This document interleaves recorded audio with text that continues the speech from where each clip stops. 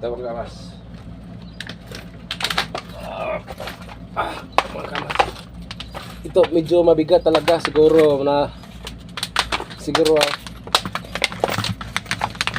umabot siya sa 20 kilos.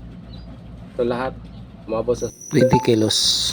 Pero mga kamas, wala natin bilangin kung magkano lahat ang inabot sa ating Ipon Challenge. Sa panahon talaga ngayon, hindi biro or hindi madali ang pag-ipon ng pera. Pero subok-subok ka lang talaga.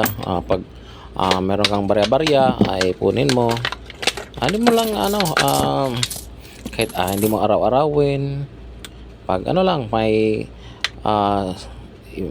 sukli sila or pero dumating talaga yung panahon na o yung oras na pag nagbilang ka na yung sa naipon mo, grabe sobrang saya talaga na hindi mo akalain na nagawa mo na sa hindi mo lang inakala na umabot sa ganyan karami yung pera mo, yung barabarya lang.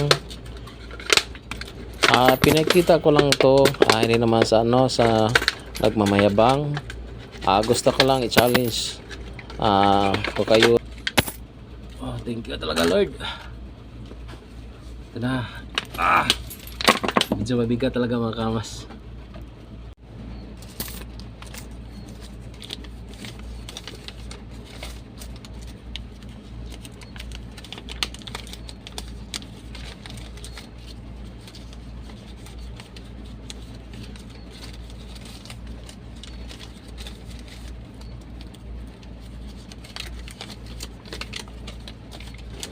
Pero sa gustong mag-ipon, katulad nito, para hindi ka mahirapan sa pagbilang, dapat hiwalay yung yung 20 coins, 20 pesos at saka 10 pesos at saka 5 pesos kasi yung marami sa akin yung yung mga 5 pesos.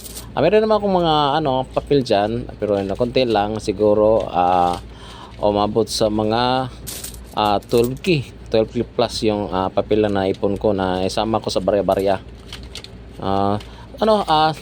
Salamat pala sa sa mga nag-comment sa Facebook page ko sa nanalo na nakahula sa pahawala challenge ko na magkano lahat yung naipon ko na barya, lahat.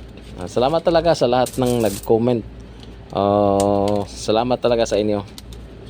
Siguro kung nagtanong kayo kailan ako nagsimula nito, nagsimula ko ito siguro mga May. Hindi to umabot sa isang 1 year, hindi to umabot sa isang 1 year, isang taon. Dito umabot sa isang taon. Siguro kung lahat lang siguro puro 20 pesos, siguro medyo malaki-laki. Medyo malaki talaga.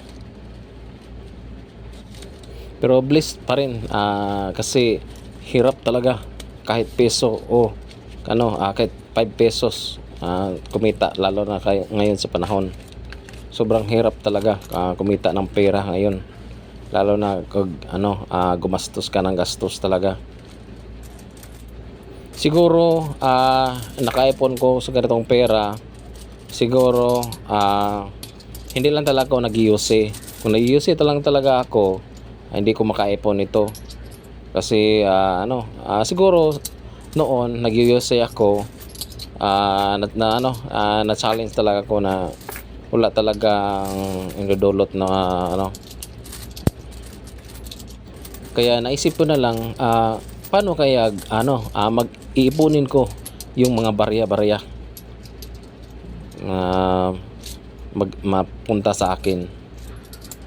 Hindi naman siguro masama na mangarap na makaipon ng ganun kalaki, pero sobrang thankful talaga magkakaroon ka ng barya-barya kahit ito lang yung barya, kasi sobrang hirap kumita ng pera ngayon. Kaya i-challenge ko pa rin yung sarili ko na sana subukan ko pa rin ulit na mag-ipon ng barya-barya. Kahit hindi ko ganun kalaki na umabot sa ganun din sa naipon ko, ano lang, pag may barya lang, ipunin ko talaga. Basta masasabi ko lang sa inyo na i-challenge nyo yung sarili nyo na mag-ipon ng barya-barya.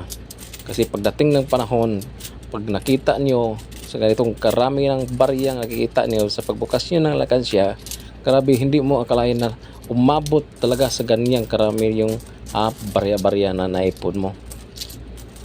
Kaya magpapasalamat talaga kayo sa Panginoon, lalo na siya yung una yung pasalamatan mo na umabot talaga. Hindi mo akalain na makakalikom ka ng ganyan karami yung mga barya-barya.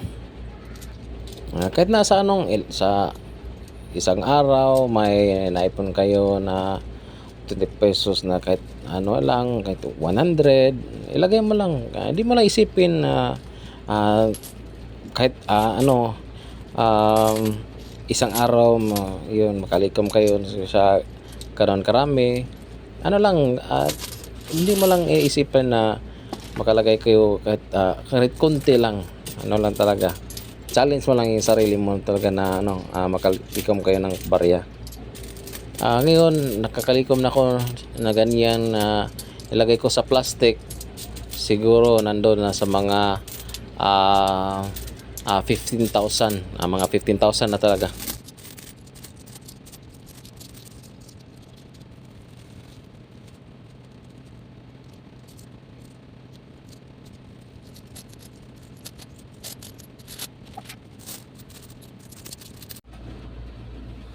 Awala ko na mga kamas, gusto lang natin una-una pasalamatan ng ating Panginoon sa ganitong challenge na nagawa ko, sa daming pagsubok na na dumating sa buhay.